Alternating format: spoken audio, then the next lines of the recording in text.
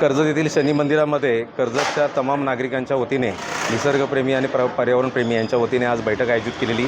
आज कर्जतमध्ये आपण पाहिलं असेल, कर्जतच्या कुठलीही दिशा अशी राहिली नाही का जिथे काही घडत नाही आहे किंवा काही बनत नाही आहे। आज तुम्ही पाहिलं असेल, कोंढाणा धरण असेल, टोरेंट असेल, टाटा असेल, पोशीर, शिलार, पाली, बिटुली, तर अशा प्रकारची सर्व धरणं होत असताना कर्जतच्या नागरिकांसाठी, कर्जतवासियांसाठी 1% पाणी तिथं नाही आहे।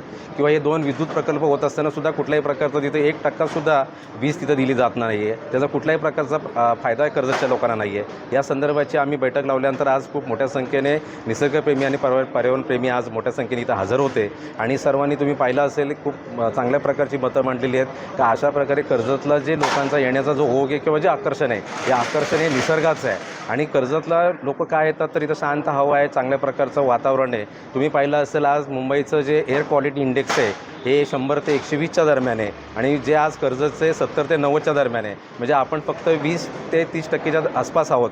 उद्या भविष्यात अशा प्रकारचं जर सिमेंटचं जंगल झालं तर कर्जतची हवासुद्धा बिघडणार आहे, इथंसुद्धा प्रदूषण वाढणार आहे आणि अशा प्रकारचं जर समजा उद्या हवा प्रदूषित झाली, इथलं पर्यावरण जर उद्ध्वस्त झालं, निसर्ग जर उद्ध्वस्त झालं तर कर्जतला येणार कोण? आज कर्जतच्या 4,500च्या वर अधिकृत भूमिपुत्रांनी इथं छोटे छोटे फार्म हाऊस, रेस्टॉरंट उभे केलेले आहेत। त्यानिमित्ताने एका जरी रेस्टॉरंटला आपण पाहिलं 5-5, 6-6 लोक जरी काम करतात तर 20 ते 25,000 लोकांना इथं रोजगार उपलब्ध झालेला आहे आणि अशा प्रकारची व्यवस्था मोडीत काढण्याचं काम शासनाकडून होतं आहे, ज्याच्या संदर्भातला शेतकऱ्यांना कुठल्याही प्रकारचं विचारात घेतलेलं नाही आहे। हा लादलेला प्रोजेक्ट आहे, याच्यामध्ये 600 एकर फॉरेस्टची जागा संपादित होते, ज्याच्यामध्ये 2.5 लाखाच्या वर झाडं तोडली जाणार आहेत।